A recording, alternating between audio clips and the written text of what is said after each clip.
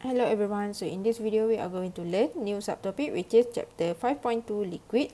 That's mean by the end of this video you should be able to relate the properties of liquid to intermolecular forces, molecular arrangement and molecular motion in explaining the shape, volume, surface tension, viscosity, compressibility and diffusion.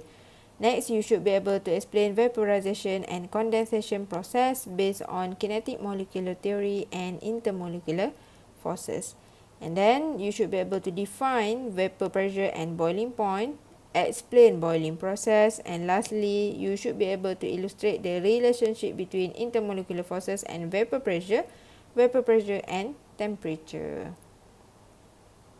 Okay, so let us start with the properties of liquid, and that is volume and shape.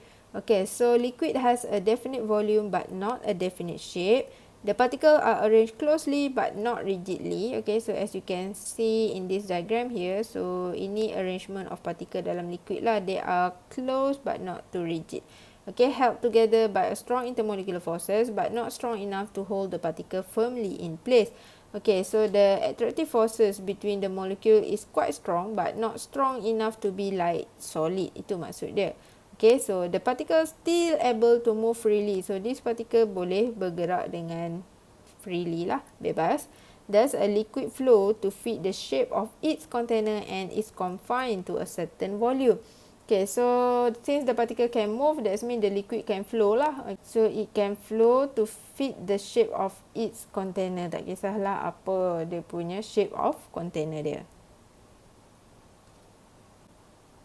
Okay, compressibility. In liquid, the particles are packed closely together. So you can see from this diagram. Okay, so the particle quite close to each other. Thus, there is very little empty space. Okay, ada very little empty space lah. So, we can say that it is hard for us to compress a liquid lah. Next is diffusion. Okay, diffusion rate of a liquid is much lower than that of gas. Okay, so this is due to molecule are closely packed compared to gases. Okay, so molecule dalam liquid lebih packed berbanding molecule dalam gas. Okay, and then dia kata lower kinetic energy than gases. Okay, so liquid molecule dia punya kinetic energy is lower than gases molecule. Okay, so bila low, so lambatlah this liquid molecule untuk bergerak, so diffusion rate tu pun rendah untuk liquid. Okay, and another factor adalah the stronger the intermolecular forces, the lower the diffusion rate lah. Okay, so kiranya dalam liquid dia punya intermolecular forces between the molecule is stronger compared to gas.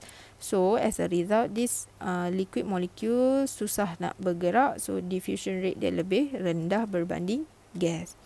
Okay, so you can see example of diffusion dekat sini. So diffusion, for your information, involve movement of particle from high to low concentration area. Okay, for example, saya letak this red dye dalam water.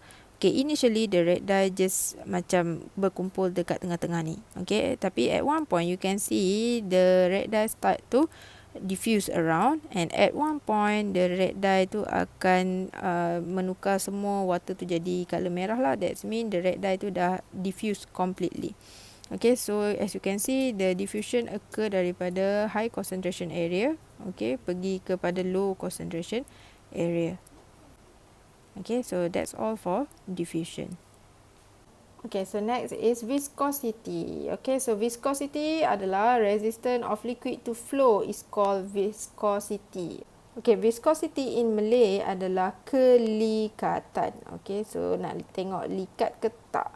Okay, ataupun kamu ingat viscosity resistance of liquid to flow. That mean lagi susah liquid tu nak flow, high viscosity lah. Okay, so the higher the viscosity of liquid, the slower it flows. Okay, so as you can see in this diagram here, okay, so ini antara contoh yang susah nak flow lah. Okay, high viscosity.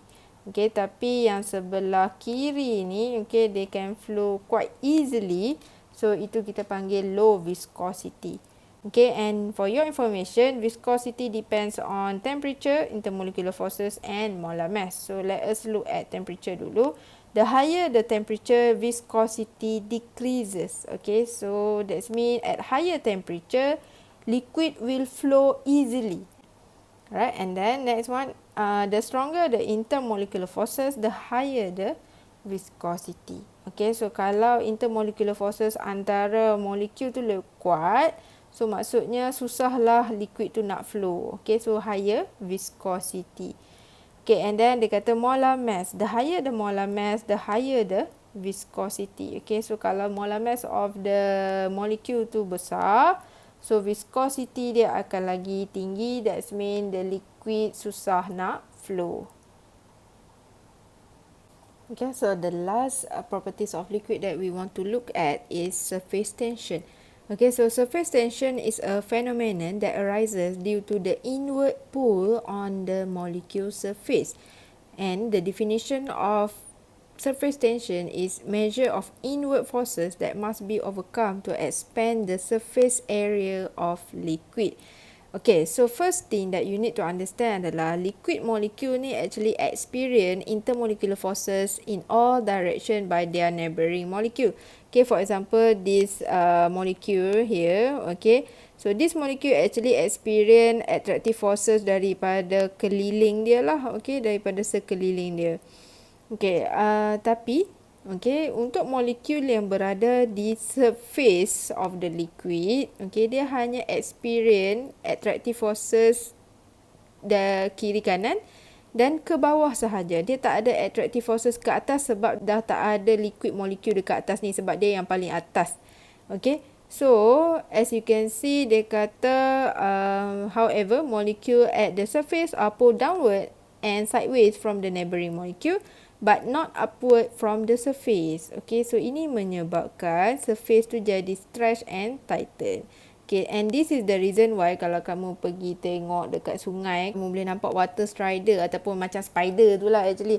Macam labah-labah air tu. Okay, so itu kenapa labah-labah air tu boleh berdiri di atas permukaan air disebabkan surface tension ni lah. Ataupun dalam kes yang lebih senang adalah kalau kamu ambil a glass of water, and then kamu letak paper clip, okay, slowly letak paper clip on that surface of water, then you will see that the paper clip float. Okay, dia macam tak jatuh bawah. Okay, sebab apa tak jatuh? Sebab dia ada surface tension. Tapi kalau kamu kacau dia punya surface tension tu, paper clip tu akan jatuh ke bawah lah. Okay, so surface tension depends on intermolecular forces and temperature. Okay, so kita tengok intermolecular forces dulu.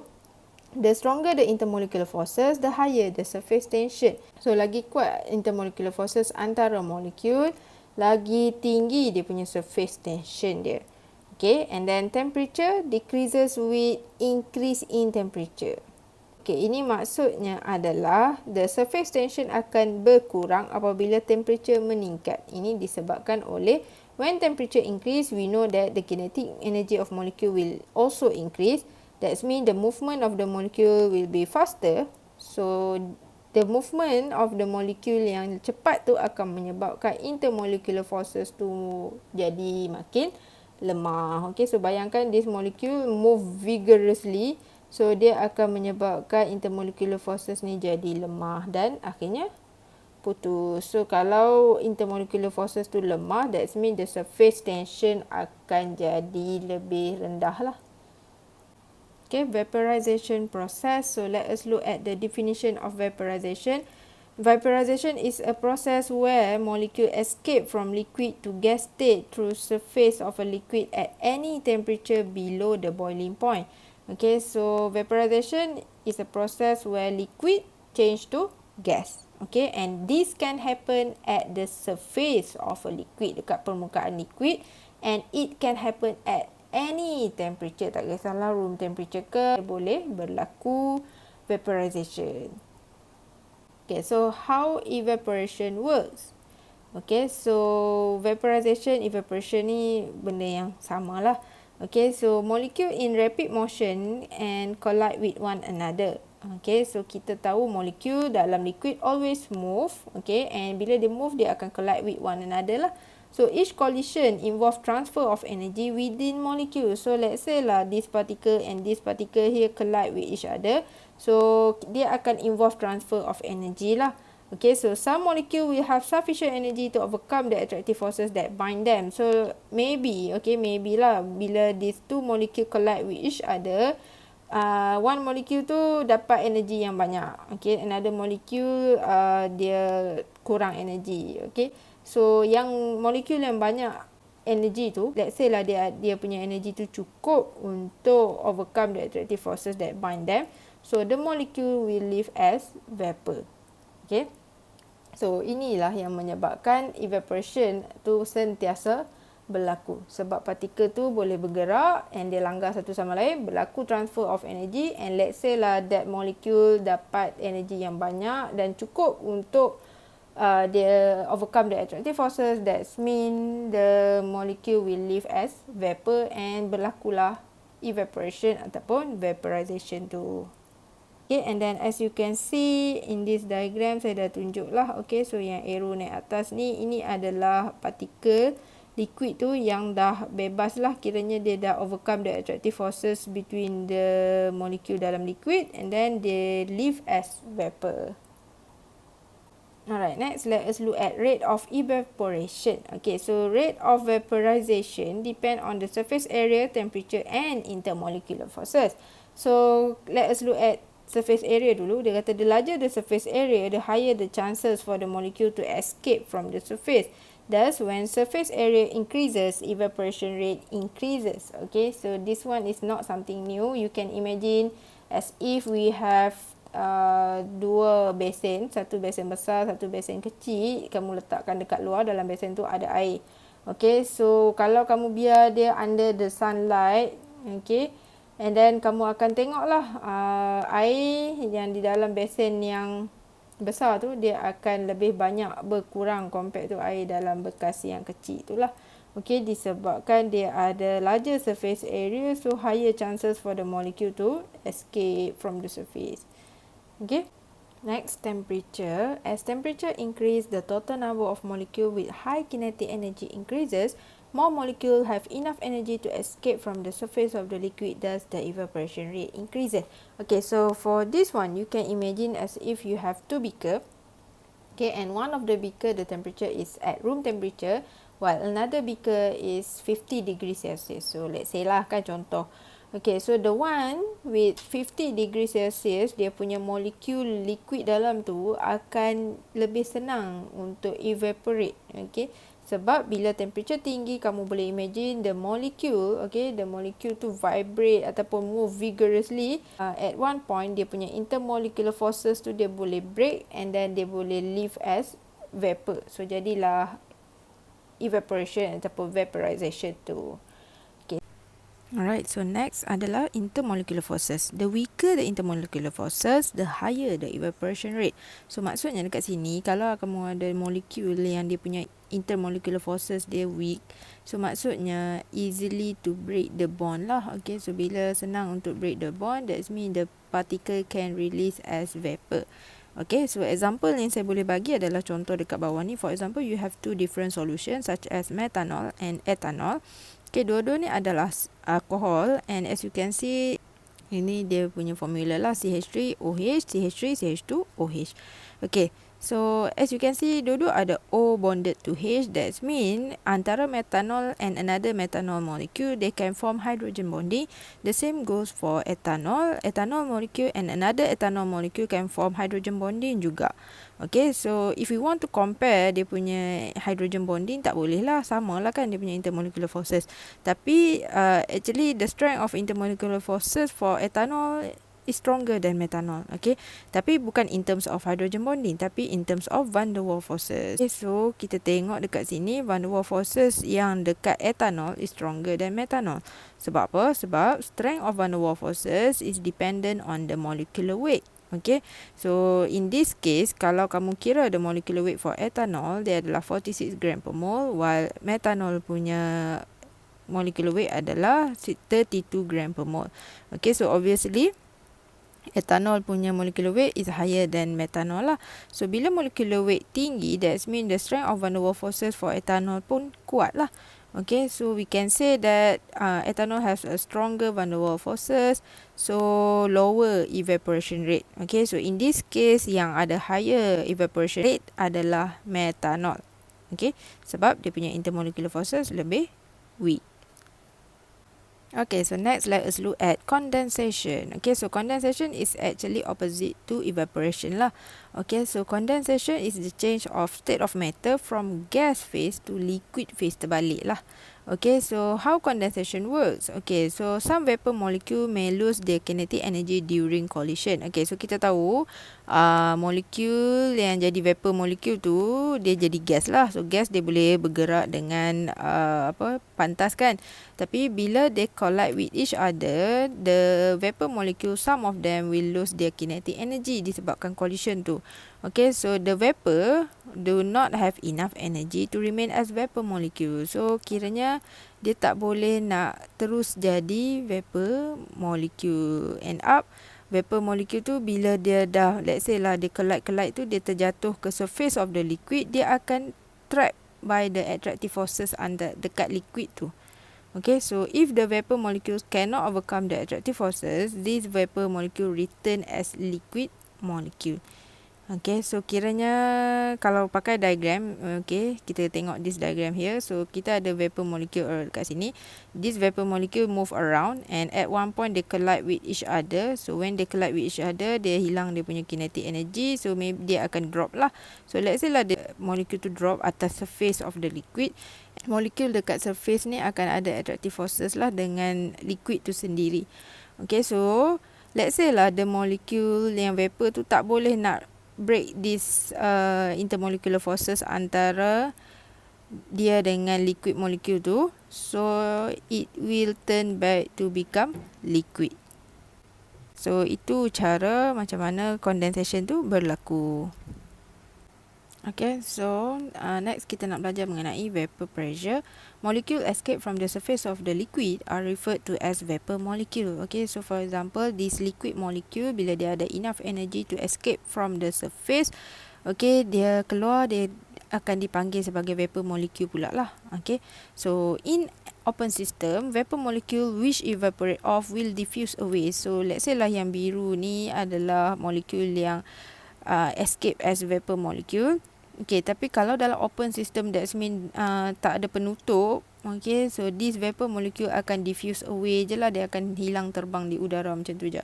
Tapi in a closed system, the vapor molecule yang leave the surface of the liquid tu akan terperangkap di dalam container ni lah. Okay, so dia tak boleh terlepas keluar. Okay, so these vapor molecule are in constant random motion and continually strike the wall of the container and other vapor molecule and surface of the liquid molecules. Okay, so this one you can imagine pergerakan molekul tu. Okay, so bila vapor molecule tu berada di udara, this vapor molecule kita tahu dia sentiasa bergerak. So pergerakan vapor molecule tu dia boleh hit dia punya kawan dia. Okay, that means this vapor molecule can hit another vapor molecule. Okay, and then this vapor molecule also can hit the surface of the liquid balik. Okay, dia akan tertolak dan terjatuh ke surface of the liquid, or this vapor molecule can also hit the wall of the container. Okay, so every time the vapor molecule hit the wall of the container, pressure is exerted. Okay, so kiranya kalau molecule ni hit wall of the container, pressure terhasil. Okay, so pressure exerted by the vapor molecule above the surface of the liquid is called vapor pressure. Okay, so pressure yang terhasil apabila this vapor molecule hit the wall of the container, itulah yang kita panggil vapor pressure. Okay, so first kena faham dulu vapor pressure, lepas tu baru kita boleh relate vapor pressure dengan boiling point yang kita akan belajar seterusnya. Okay, so next is boiling point.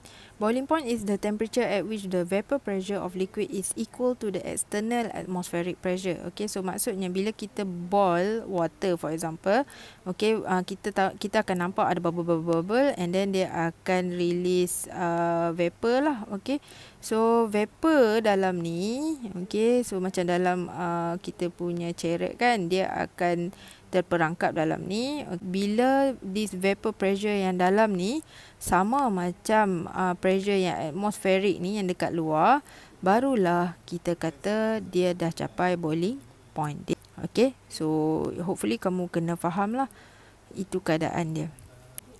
Okay, so boiling point is the change of state of matter daripada liquid jadi vapor. Okay, so kalau kamu tengok change of state of ni daripada liquid jadi vapor, ini nak sama macam evaporation.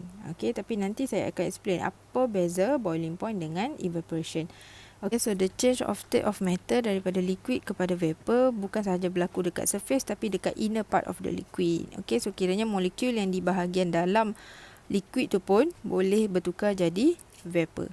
Okay, so the temperature remain constant during boiling process even though heat is supplied.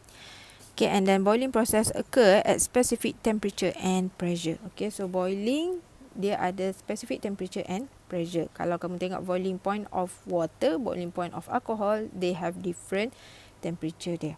Okay.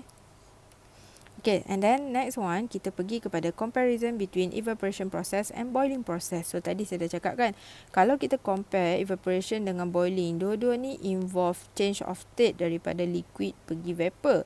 Okay, tapi kita nak tengoklah apa bezanya. Okay, so evaporation process, the change of state of liquid into vapor occur at the surface of the liquid at any temperature and pressure. So evaporation process, dia punya liquid molekul yang dekat surface tu je yang akan bertukar jadi vapor, dan dia berlaku dekat apa-apa temperature dan pressure. So kiranya dia tak ada temperature tertentu, dia sentiasa berlaku evaporation process ni. But for boiling process, the change of state of liquid into vapor occur at the inner surface of the liquid at certain temperature at which the vapor pressure equalize the atmospheric pressure. Okay, so boiling process berlaku apabila vapor pressure yang dalam container tu sama macam vapor pressure dekat atmospheric. Lepas tu molekul yang boleh bertukar jadi vapor molekul tu, molekul yang dekat surface boleh, molekul yang dekat inner pun boleh tukar jadi vapor molekul. Okay, so kiranya boiling process ni dia ada temperature tertentu, keadaan tertentu. Okay, so the temperature is called boiling point. Okay, so hopefully you can see the difference between evaporation process and boiling process. Okay, so I think that's all for chapter 5.2. Okay, so thank you. Bye-bye.